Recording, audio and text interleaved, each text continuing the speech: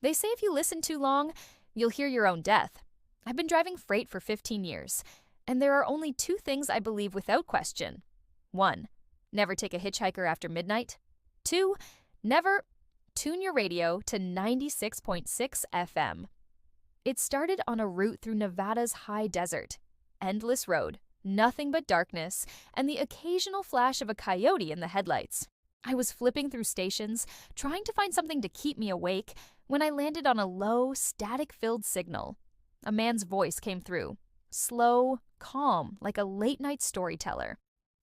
And for those of you just joining us, the next caller has something special to share. There was no music, no commercials, just a single caller describing a nightmare they'd had.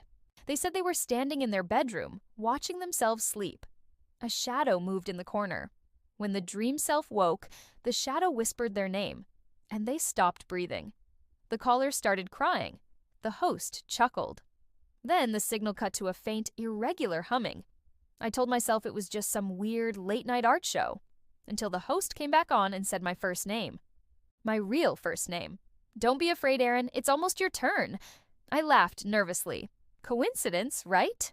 I kept driving. Another caller came on. This time they described my truck, my exact route. They said they could see my taillights. I looked in the mirror. Nothing. No cars for miles. The host spoke again.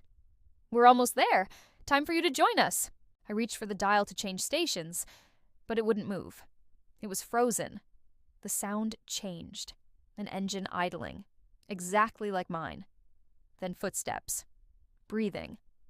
Look in your passenger seat. I did. For a split second, I saw him.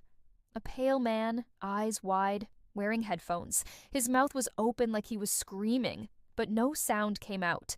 The wheel jerked. I fought to stay in my lane. When I looked back, the seat was empty. The signal went dead. Just static. At the next truck stop, I asked the cashier if she'd ever heard of 96.6 FM. Her face went pale. My brother was a trucker, she said. Told me about it once, right before he disappeared on a run through this highway. Now I drive in silence at night. Radio off. But sometimes the speakers hiss with static all on their own. And if I listen closely, I swear I can still hear that calm voice, whispering my name.